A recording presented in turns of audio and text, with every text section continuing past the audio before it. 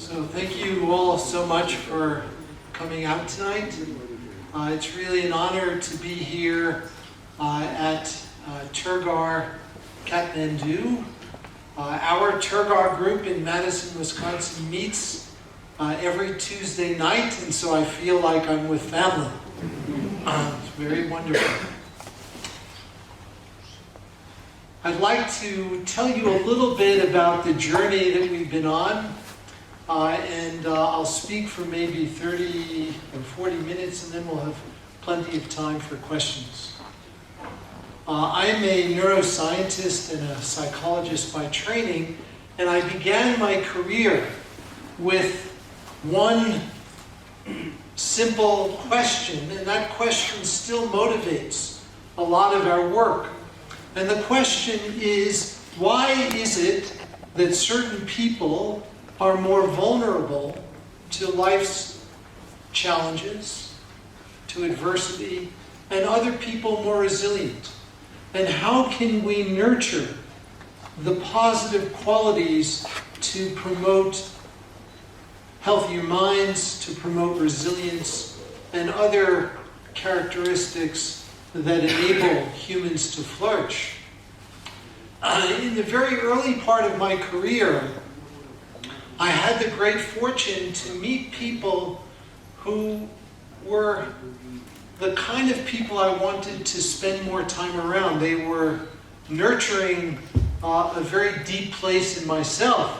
And they were not my professors at Harvard. They were people I met on the outside, and I learned that they were all meditators. And this was the first thing that kindled my interest in meditation. And I actually, after my second year of graduate school in 1974, I went off to India for the first time to get a little taste myself of what these practices may provide.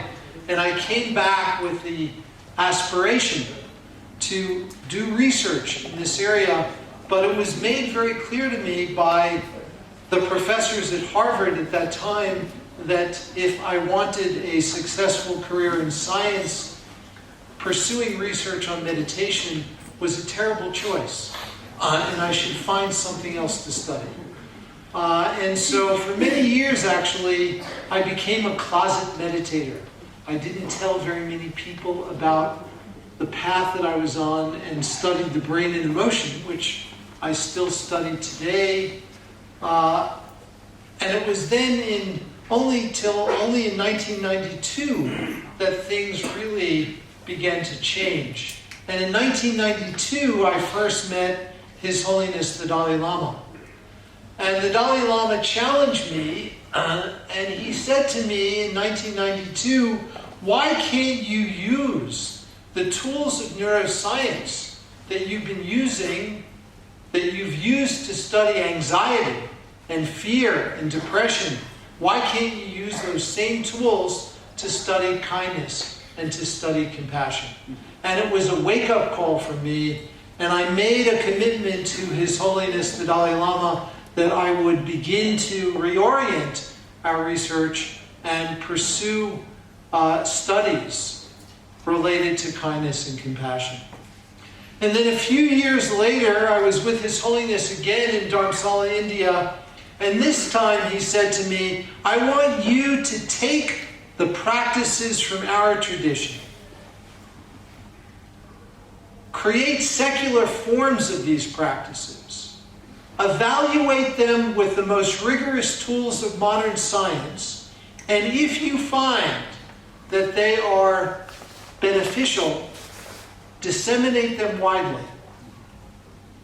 And that has been my assignment for the rest of my life. And that is the work that we have been doing. The work that we've been doing, though, is founded on many other studies, many other scientists who've paved the way and who've laid the foundation for this work. We could never have done the work we did without this core foundation. And there are four important themes in modern science that have enabled this work to go forward. And I'd like to share with you a little bit about each of those themes. The first theme is neuroplasticity. It is a word that many of you have probably heard. And neuroplasticity simply refers to the notion that our brains are constantly being shaped by experience. Constantly. And I often say that our brains are shaped wittingly or unwittingly, meaning that much of the time our brains are shaped by forces around us about which we have little control, and we're often only dimly aware. And the invitation in the contemplative traditions is that we can actually take more responsibility for the neuroplasticity of our own brains, for the shaping of our own brains. And we and other scientists have discovered that by cultivating healthy habits of mind, we can actually change our brains in ways that support human flourishing. And so neuroplasticity is really so important because it provides a framework for understanding in modern neuroscientific terms how mind training practices may operate. And research indicates that the brain changes both functionally and structurally. We can actually see structural changes in specific regions of the brain as a consequence of meditation practice. And one of the really intriguing findings is that we know that just as our bodies age, our brains age.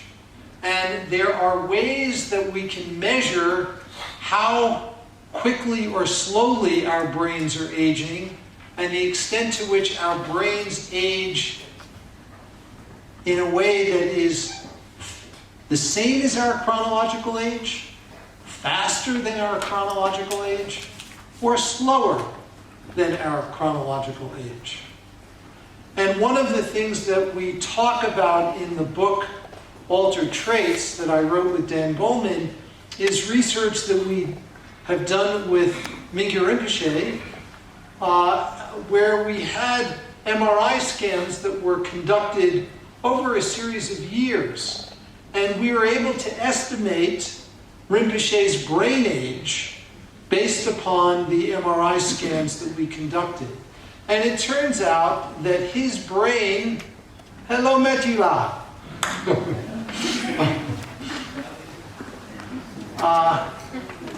So it turns out that his brain ages actually much more slowly than we would predict from his chronological age, which was really quite dramatic in terms of the magnitude of these effects. And so this is one of many examples of how contemplative practice can actually change our brain. So the second theme is epigenetics. And epigenetics is the science of how our genes are regulated. And we all have a sequence of base pairs that constitute our DNA, and for the most part, that won't change within an individual. But what will change is the extent to which genes are regulated, the extent to which they are turned on or turned off. We can think of genes having little volume controls that range from low to high. And in very recent research, we found that long-term meditators have an epigenetic profile that is associated again with chronological age that indicates that their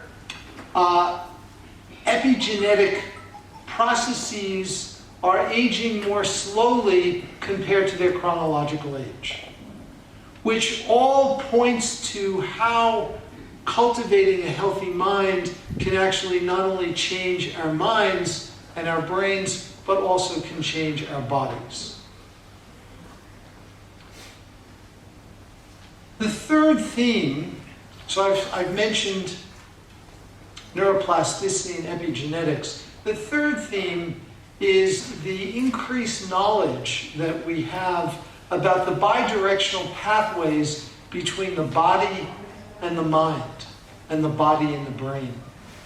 We're beginning to understand more how our bodies influence our mind and how our mind influences our bodies.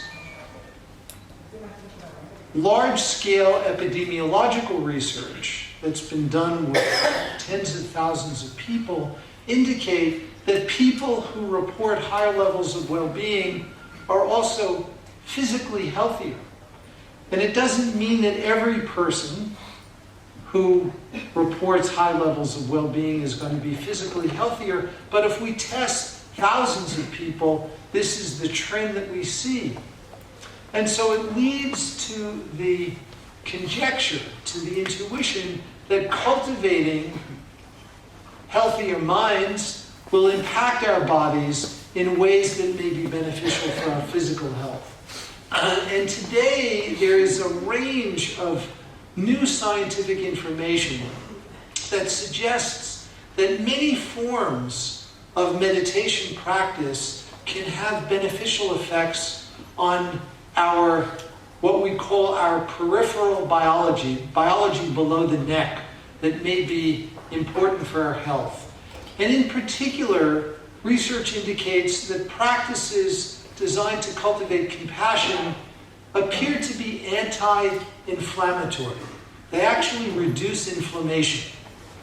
And they reduce inflammation in the body, and they may reduce inflammation also in the brain. This actually has not yet been studied, but there's increasing evidence to suggest that many of the brain-related diseases of aging, including dementias and Alzheimer's, are associated with inflammation in the brain.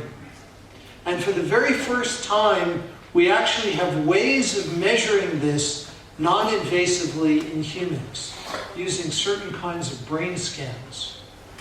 And so we can measure inflammation in the brain, and we are studying whether certain kinds of practices that we know to reduce inflammation in the body may also reduce inflammation in the brain. And if we find that it does, it has very important implications, because we know that people who have, for example, a genetic risk for Alzheimer's disease vary tremendously in the extent to which that genetic propensity is expressed. Some people have more severe symptoms, other people have less severe symptoms. And it turns out that the severity of symptoms is associated with the extent of inflammation in the brain. And so if we can reduce inflammation, we can change the course of some of these illnesses. So that's the third theme, the bidirectional pathways between the body and the mind. The fourth theme is one that is receiving increasing scientific attention, but is very new and probably the most controversial of these four themes. And this theme I like to call innate basic goodness. Innate basic goodness. And what it refers to is that every human being is born with the propensity for kindness, the propensity for compassion. And the way we think about kindness is the way scientists think about language. We're all born with a capacity for language, but in order for that capacity to be expressed, it requires nurturing. And we know that there are feral children who've been raised in the wild, not exposed to a normal language community, and they don't develop normal language. And we think kindness is similar. We are all born with a propensity for kindness, but it requires nurturing. And so when we engage in a contemplative practice to cultivate kindness and compassion, we're actually recognizing an intrinsic basic quality of our mind that is there from the start. So what's the evidence for this? Well, evidence suggests that if we test very, very young infants, as young as 3 months of age, and we expose them to, for example, puppets who are playing cooperatively with warm-heartedness, or puppets who are playing competitively and selfishly, we learn from these kinds of studies that babies prefer interactions that are warm-hearted. Because if we present these puppets to the babies and see which they reach for, which they prefer, they reach for the puppets that were warm-hearted, not for the puppets that were aggressive and selfish. And so this quality of innate basic goodness is something that's so important. And we think that it provides a clue for an interesting finding in the scientific literature on meditation, and that is that when we compare studies that have been conducted on, quote, mindfulness practices and other studies that have been done on compassion practices, it turns out that we see more robust effects more quickly with compassion practices than we do with mindfulness practices.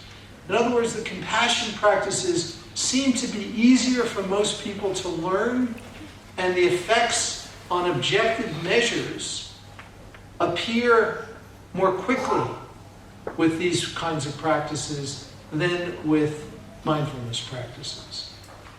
And so we think that these kindness and compassion practices are nurturing this innate basic goodness which is present from the start, and therefore makes these practices a little bit easier to learn.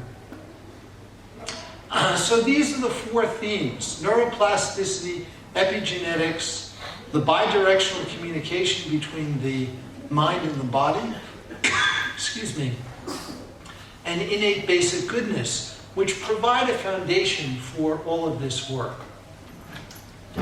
So I'd like now to transition and to share a little bit about a framework for understanding well-being that is derived jointly from the contemplative practices and contemplative traditions of Buddhism, as well as modern science and neuroscience specifically.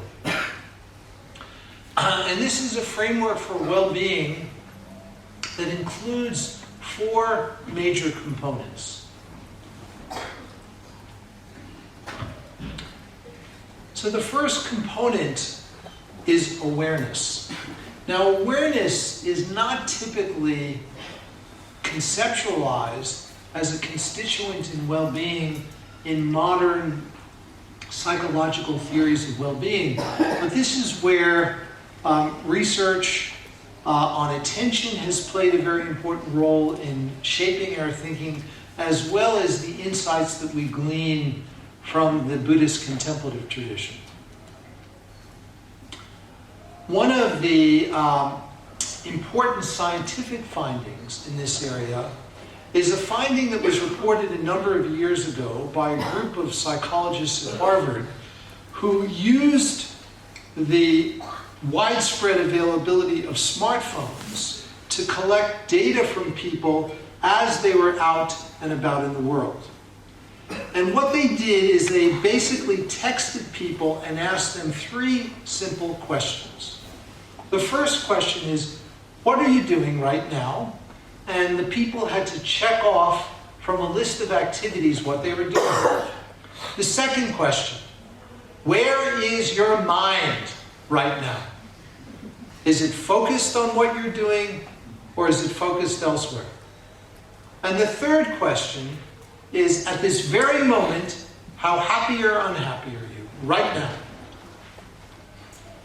and they rate it on a scale. So here's what they found. And this was done on a sample of about 3,000 people in the United States. The average American adult spends 47% of her or his waking life not paying attention to what they're doing.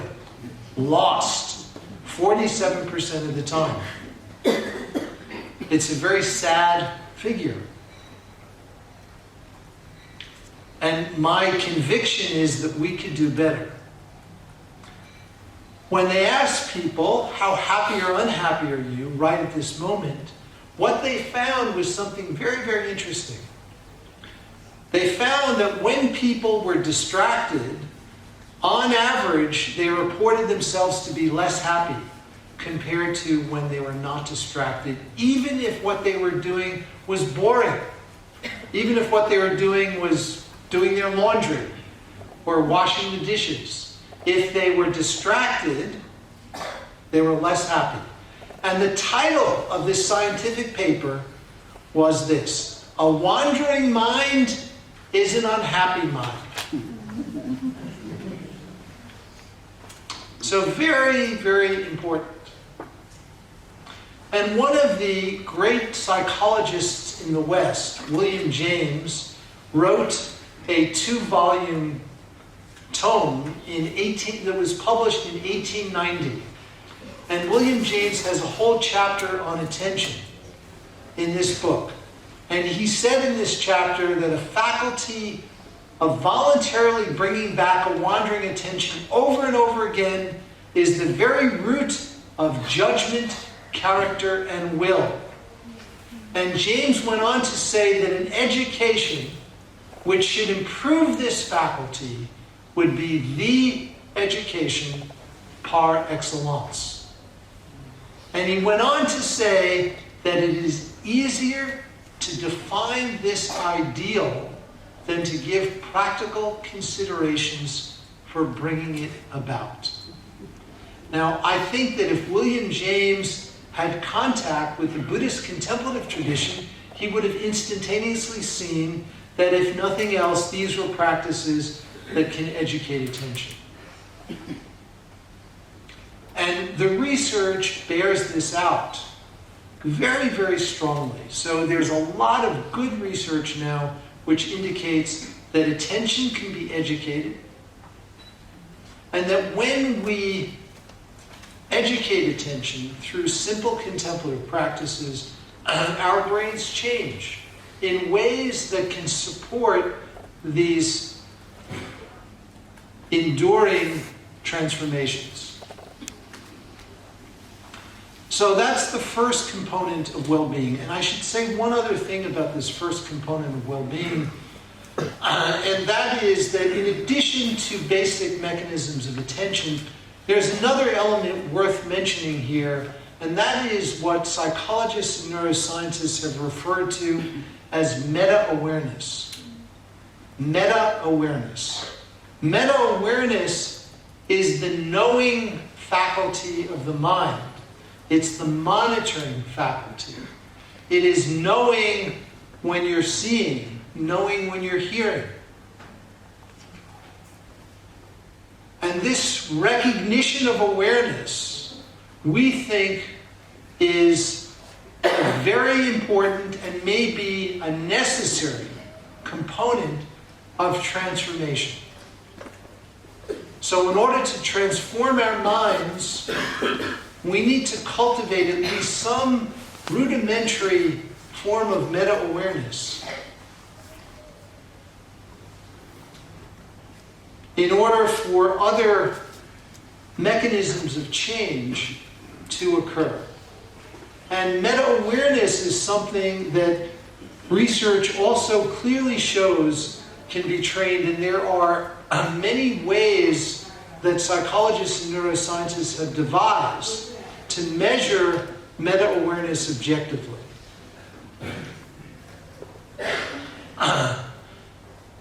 So the second constituent of well-being we call connection. And connection refers to those emotions that and qualities of mind that facilitate positive social relationships and interpersonal interaction. Qualities like appreciation and gratitude and kindness and compassion. And as I said earlier, these qualities we think are based on the innate basic goodness that every human being shares. And we know from research on contemplative practices that cultivate kindness and compassion that there are specific circuits in the brain that are transformed by these practices. And these circuits can change pretty quickly. To give one example, we did a study that was published a few years ago, in this case with individuals who've never meditated before, and we had one group who that was taught a simple compassion meditation practice. Another group was taught an exercise that comes from cognitive therapy to reappraise the causes of negative events, which is a practice in cognitive therapy that also has been found to promote well-being. And we looked at the impact of these practices on pro-social and altruistic behavior, and we also looked at changes in the brain. And the data show that with as little as 2 weeks of practice for 30 minutes a day, we see clear evidence of changes in the brain. And we also see that the group assigned to the compassion meditation shows specific changes in particular brain circuits that we know are very important for certain kinds of positive emotion. And the group that was taught the cognitive therapy strategies did not show these same kinds of changes. So these findings indicate that these kinds of emotions and qualities of mind can be trained quite easily. And in our work in our center, we've developed a curriculum for very young children because we believe this can and ideally should begin very early. We developed a kindness curriculum that is specifically designed for preschool children. And we've done careful randomized controlled trials in public school systems in the United States and have shown that kids who are exposed to this curriculum over the course of 12 weeks show benefit in terms of their pro-social behavior, their cooperation, the extent to which they share with other kids, their empathy. So all of those are changes that we've seen. And this curriculum, by the way, is available free, and anyone can download it from our website, from our center. So that's the second constituent of well-being. The first is awareness, the second is connection. The third constituent of well-being, and insight, is really about the insight into how our minds actually work, and particularly insight into the narrative that we all carry around in our heads, particularly the narrative about ourselves, about who we are. And at the very extreme, research shows that people who have a narrative that includes low self-esteem and a kind of self-defeating story, and who actually believe that narrative, are people who end up becoming depressed. And a healthy sense of self entails changing one's relationship to this narrative. Not necessarily fixing anything, not necessarily even changing the narrative, but simply changing our relationship to this narrative. Understanding what this narrative actually is, which are thoughts, just like any other thoughts. And so this constituent of well-being, insight, is really important, we have found, for the cultivation of resilience. And individuals who have a healthier sense of self show evidence of stronger resilience. And one of the ways we define resilience in a research context, in a very specific way, is the rapidity with which you recover from adversity. Some people recover quickly, other people recover more slowly. And being able to recover quickly is something that we find is associated with higher levels of well-being. So the fourth constituent of well-being we call purpose. And the research indicates that having a strong sense of purpose, a sense their life is directed in a particular way, is very importantly related to well-being. And in fact, for people who are in their 70s and 80s, purpose is the single most important psychological predictor of longevity. So holding all other things equal, in the research context, people who have a stronger sense of purpose in life live longer than those who do not. And this is a very robust finding that's now been replicated several times in the scientific literature. And one of the most important attributes of purpose is the extent to which individuals consider their everyday behavior as aligned with their sense of purpose. And this doesn't mean changing anything about your everyday behavior. It's simply recognizing that what we do in multiple contexts may contribute to our sense of purpose, even if what we're doing is cleaning the dishes or taking out the garbage. And being able to see that as related to our sense of purpose is something that is important for well-being. So these four constituents of well-being, again, awareness, connection, insight, and purpose, have all been investigated scientifically. They all have specific biological and neurobiological correlates. One of the things that we also have learned is that the circuits in the brain that are associated with these different aspects of well-being all exhibit plasticity, meaning that they can be shaped by experience and they can also be trained. And this aspect of being able to be trained is so important, and it leads us to the inevitable conclusion, which is the title of this talk, that well-being is a skill. And so, rather than considering a person's level of well-being to be some fixed characteristic that is immovable, the research clearly indicates that we can actually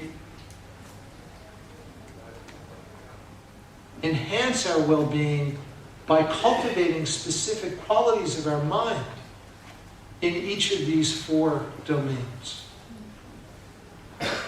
And a lot of the research that we're now doing in our center is directed to understanding in a deeper way each of these four constituents, and also what we're trying to do is take the insights that we've gleaned from the research and following the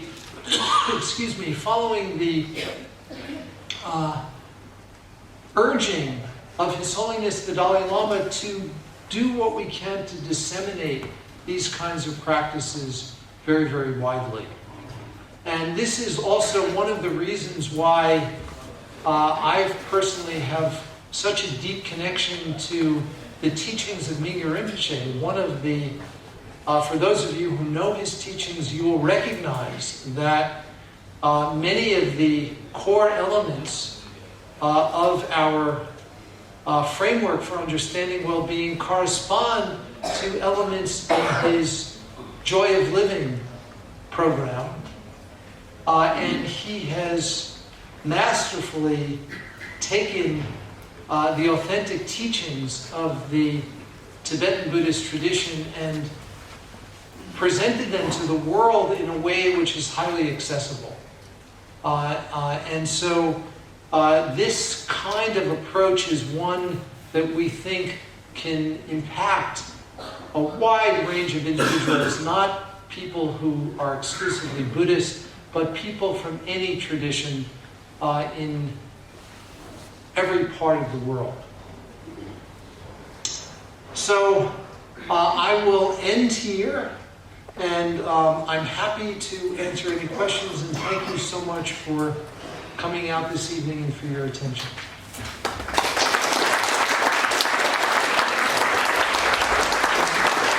Thank you very much, Dr. Davidson. As we are moving into the question and answer, and then we are opening the floor, and I would like to request to put a question in a very brief and related to the topic. Thank you.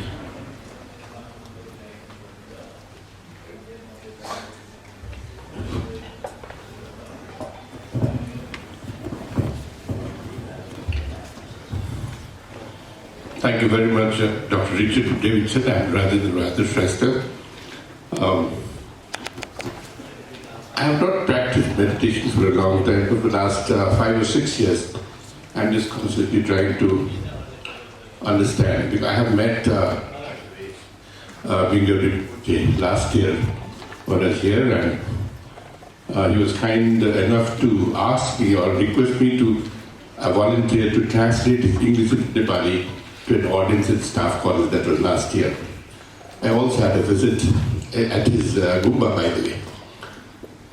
My question will be that I've heard that people meditate. You talked about 3 months old child, right? I've heard that people meditate in the womb. In the mother's womb. In the mother's womb? 6 months. They're just silent. And next 3 months, they meditate. I just heard. That they meditate inside the mother's womb. And that meditation is the actual meditation, which people don't do that after they're born. The right brain and the left brain. People use the left brain or the right brain. But Child. inside the mother's womb, after 6 months, for the rest 3 months, they meditate with the right brain. You being a medical doctor, have you heard about it? And is that correct? And what is the best method of meditation? As you said, Mingyur, for well-being is a skill. Well, let me answer the last question first. What I often say is that the very best form of meditation is the form of meditation that you actually do.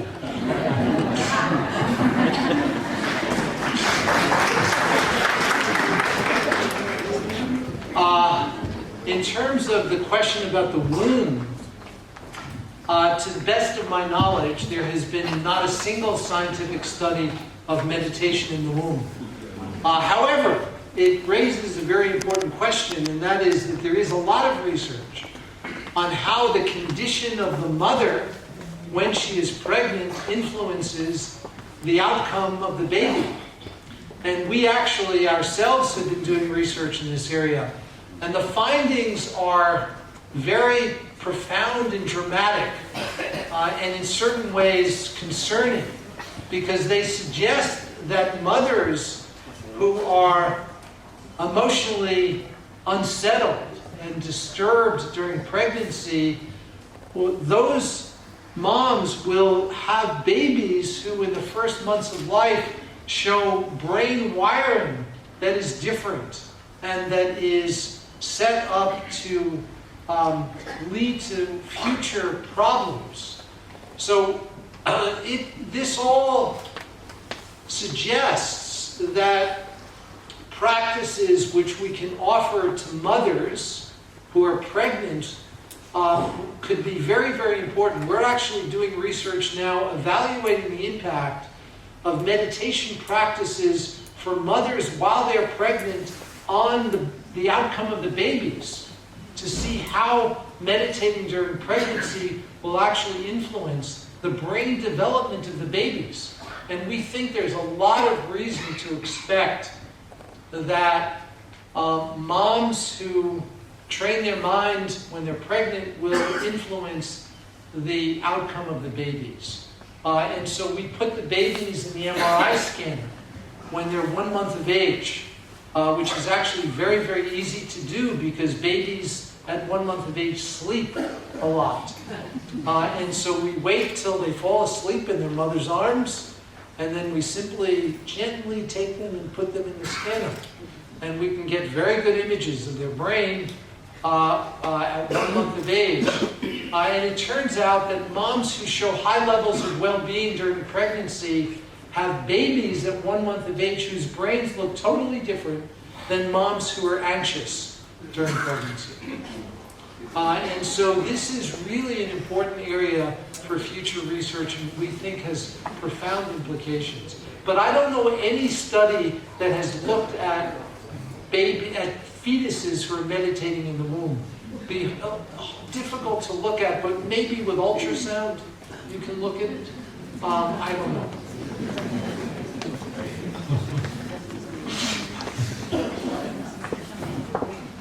Thank you for the wonderful presentation, sir.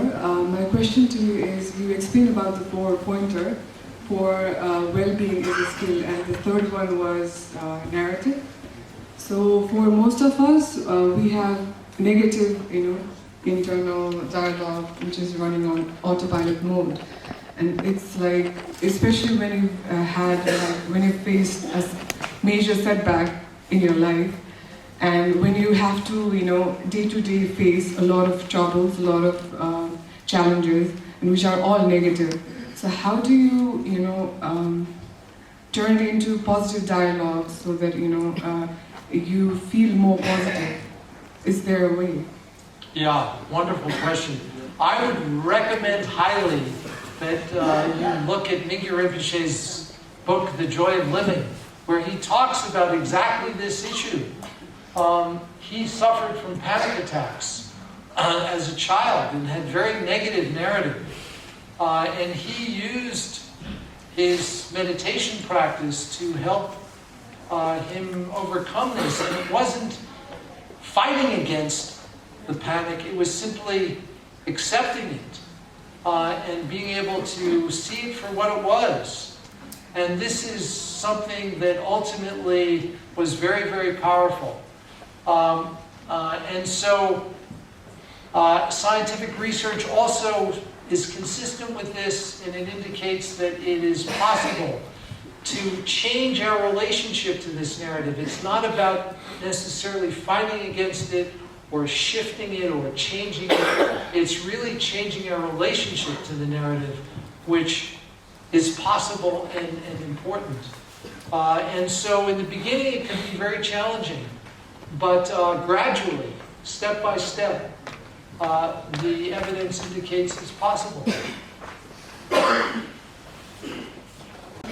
Mathieu Ricard, who actually, through his research with Tanya Singer, helped us understand the distinction between empathy and compassion. And so the way neuroscientists and psychologists think about empathy is the experience of emotions of another. And so if you're empathic with someone who's anxious, you start to feel in your body the anxiety. And when you do this a lot, it becomes very toxic. Compassion is the disposition to help relieve another person's suffering. Completely different. And according to long-term meditation practitioners, such as Mathieu La and Mingyur Rinpoche, compassion is something that they can do limitlessly and is very nourishing, whereas empathy is toxic. And when people in the helping professions have talked about compassion fatigue, we think that it is mislabeled. It really should be thought of as empathy fatigue. So they're very, very different, and it turns out that they have different neural signatures. If you're empathic with someone who's in pain, your brain circuits show activation in what neuroscientists have referred to as the pain matrix. You are showing changes in your brain as if you were in pain, whereas compassion is completely different. How about kindness?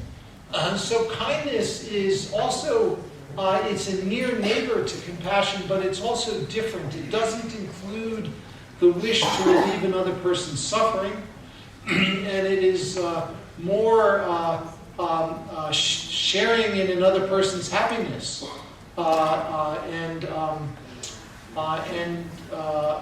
also a disposition to for pro-social behavior rather than to relieve suffering particularly.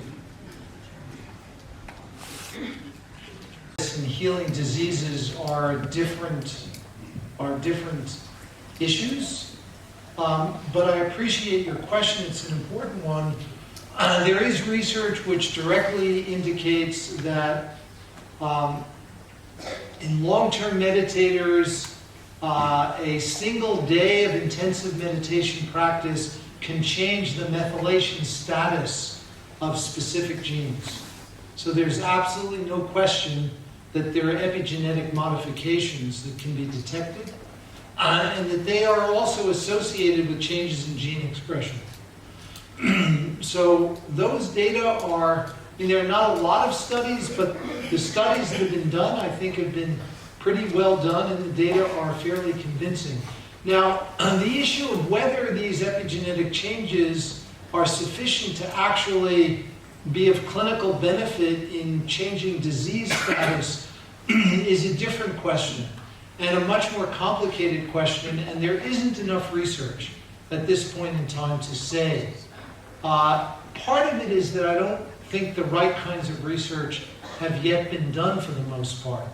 And skeptics in Western scientific circles would tell you, and there are published papers that indicate this, that the evidence to date is really inconclusive in suggesting that meditation can have any beneficial effect on any physical illness.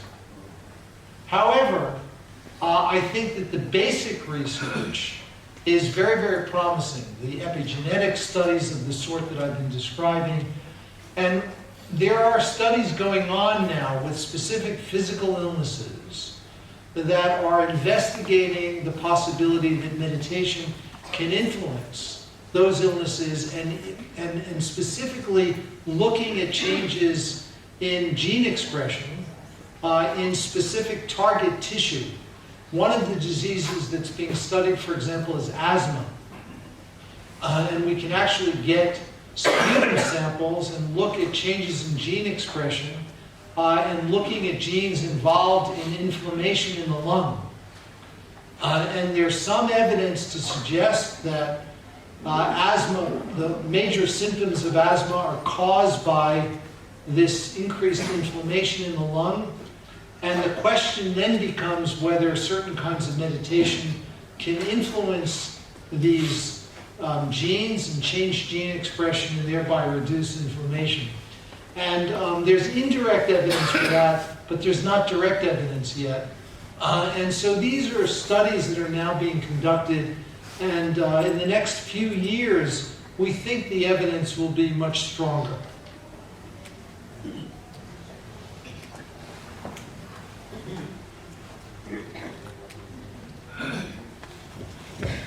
Good afternoon. I'm Shanta Dixit. Thank you for your very, very meaningful presentation. It is so exciting that the brain studies, the functional and the structural studies are really corroborating what's happening in the brain. I work with children and would really want to start something for the very young, as again the brain studies show that the youngest ones are the most malleable and they will learn the most. But also what is exciting is that it's not too late for us either, given neuroplasticity. I wish there would be my question is, could we set up a really good study here that we could then also inform others? For example, I have in mind the peri-preschool project, that the reports that are coming where people were followed for 40 years old or 45 years. The intervention was when they were 3 and 4 year olds. Mm-hmm. And I think similar to the what you were saying, they got a really good socio-emotional, a very high scope project study, and the benefits have outweighed anything else. And there have been negative evaluation of the Head Start projects because they're looking only for academics. Here it is more the well-being. So I would really love to work as a team, and this is also a question, this is also a suggestion, to do something here, because we only get studies from the West. Maybe there are some child-rearing practices, some behaviors that we have that are different, that could be indicative of how to move ahead. Yeah, it's a wonderful question and aspiration. One of the things that you pointed to in the question and the comment was that early interventions can have beneficial effects many, many years later. And so it underscores the need for long-term longitudinal studies. And this is something I think really important. And I would certainly love to encourage research here with early programs of the sort that you're describing. I think that we often in the West see that the benefits of certain early interventions don't show up for many, many years. And so it's really important to do these longer-term longitudinal studies. And if something can be organized here, I would certainly be happy to help in whatever ways we can. I do think it's important and will help inform particularly the next generation. Thank you so much for your very brilliant, succinct and insightful presentation and talk. My name is Santosh Bhaiya. So my question is, most of your research have been done with the incorporation of neuroscience and biology, which is pure science per se. And my question and my query is, would it have been something changed if you have been incorporated the other social sciences like culture, tradition and sociology in your research? Or perhaps it might be totally changed. Thank you so much. Yeah, thank you for the question. I certainly think that those elements, culture and context, are extremely important. And we know from other research that culture gets under the skin, so to speak, and actually can affect the brain. It's also the case that in the West, much of the research on, quote, mindfulness practices has taken these practices completely out of their context, and so may have lost some of the important elements.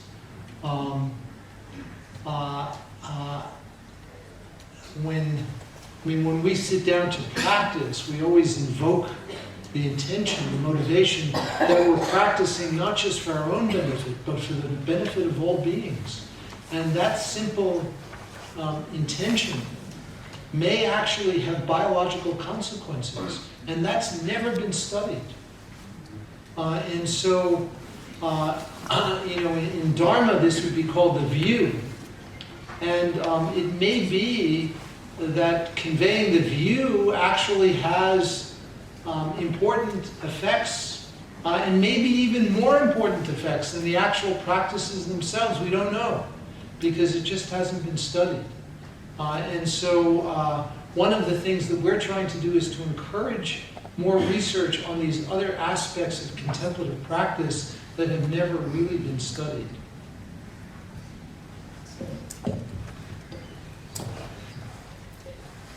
Hello, Dr. Davidson. Thank you so much. My name is Jerica. I'm a student at Harvard taking a gap year in Nepal. Thank you so much for this amazing talk. I've never been to a talk that has so hard tried to combine emotional kind of philosophies with science and tried to take a hard look at can we train the mind to be happy? So my question is that the first two parts of your well-being, awareness and connection, they seem very actionable. You talk about meditation 30 minutes, compassion practice for 2 weeks. For me, insight and purpose become much more abstract, much less understandable from a science perspective. Science, for me, how do I go through science and talk about how do I find my purpose? And I think this question goes nicely with the one earlier, because I think especially in America, the idea of well-being, the idea of meditation has become something so rooted in science. It's like a pill that you take in the morning and you forget about it in the afternoon. It's become something that's kind of commodified, something that's sold, and like you said, taken completely out of context of it's a technique, it's not a lifestyle. So my question in a nutshell is, how do we bridge that gap between a technique to a lifestyle, from science to living a philosophy? Yeah, it's such an important question. Thank you for asking it. You know, it's a question that we try our best to let us bother us all the time. And one thing is that we think it's really important for anyone doing research on meditation that they themselves be serious practitioners. And so part of scientific training to do research in meditation should be actually practicing oneself. Because without the practice, we end up asking questions that may not be important or may be misleading in certain ways. And I think you're pointing to a trend in the West that is concerning, where these traditions have been so pulled from their original context. And many of the scientists who are studying these practices don't really have a good understanding of the context from which these practices first emerged. So that's, I think a real concern. And I agree that if, we practice in the morning and it's like taking a pill and then forget about it, it's really just completely undermining the central purpose.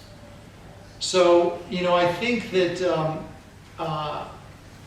having deeper connections to the contemplative traditions is really important. With respect to your question about insight and purpose, there are practices that are quite accessible that can, we think, be very helpful for insight and purpose. They tend to be practices that have not been studied at all, or for the most part at all, in the West. There are analytic meditation practices that are specifically designed to cultivate insight and purpose that simply have not received any scientific attention. But there's no reason in principle why they couldn't be studied scientifically. So this is something that I think will happen in the future.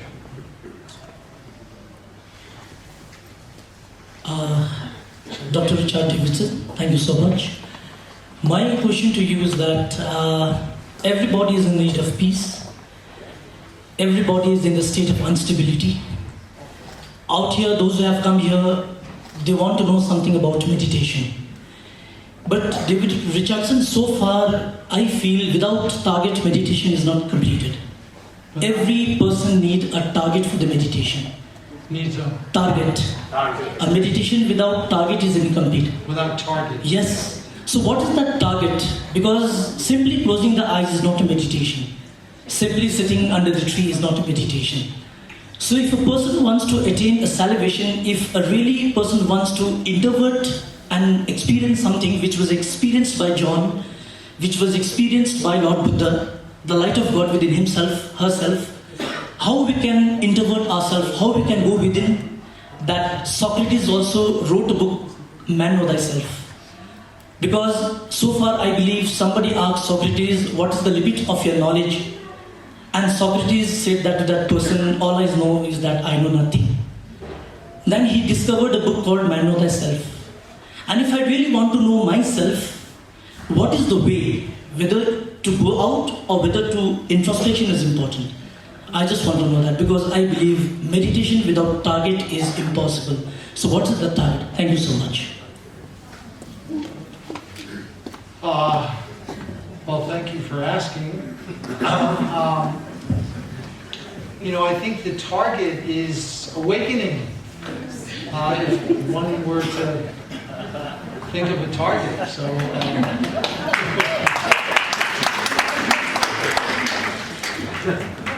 so thank you. I'll share a little story. I was asked about happiness earlier. This is a little story about a time I was in Dharamsala with His Holiness the Dalai Lama. And I found myself in a room with His Holiness the Dalai Lama and one other person, a Japanese scientist, who I had never met. It was the first time I was meeting a very unusual guy. And he leaned over and said, "Your Holiness, can you please tell us the time in your life when you were the most happy?" And I thought, wow, that's an interesting question. How is His Holiness going to answer this? He said, "I think right now."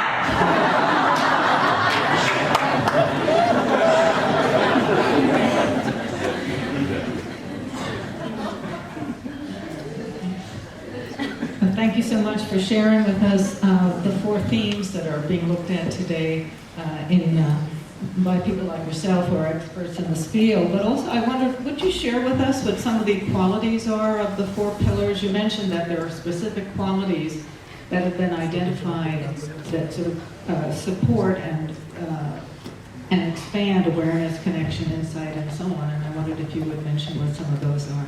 Qualities, well, I was referring to correlates in the brain, to specific measures that we take as scientists. Is that what you're asking about? Or Well, if I heard you correctly, you said that there are specific qualities in each of the 4 of these constituents that are to be cultivated. Well, roughly speaking, and I'll answer this very, very briefly and really in a very simplistic way.